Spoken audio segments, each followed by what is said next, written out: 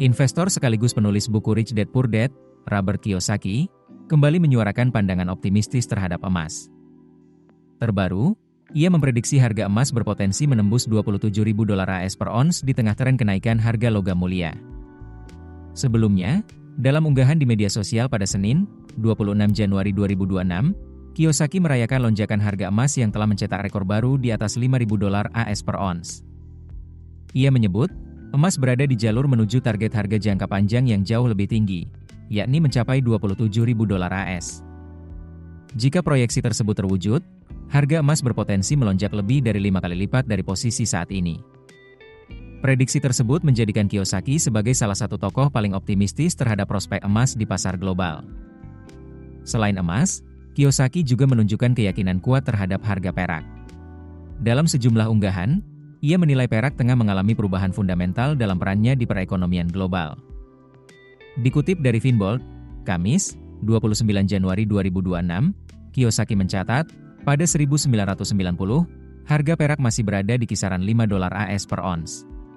Saat ini, harga perak bergerak di rentang $92 hingga $95 AS per ons, mencerminkan lonjakan nilai yang signifikan dalam lebih dari 3 dekade.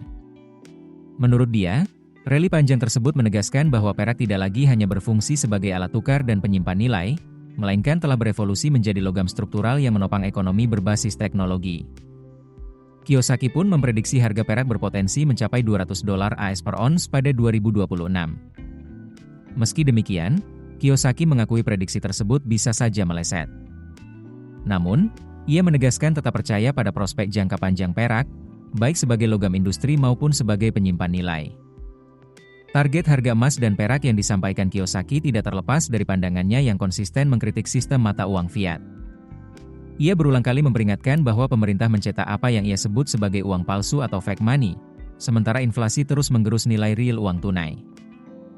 Dalam pandangannya, penabung tradisional berada dalam posisi yang merugikan. Secara nominal, saldo tabungan memang terlihat meningkat, tetapi daya beli terus menurun dari tahun ke tahun. Karena itu, Kiyosaki mendorong masyarakat untuk mengalihkan aset dari dolar dan mata uang fiat ke emas, perak, dan Bitcoin, yang menurutnya tidak dapat terdepresiasi dengan cara yang sama seperti uang kertas. Keputusan bisnis terbaik datang dari data, bukan tebakan. Mudah berlangganan Business Insight dengan subscribe with Google.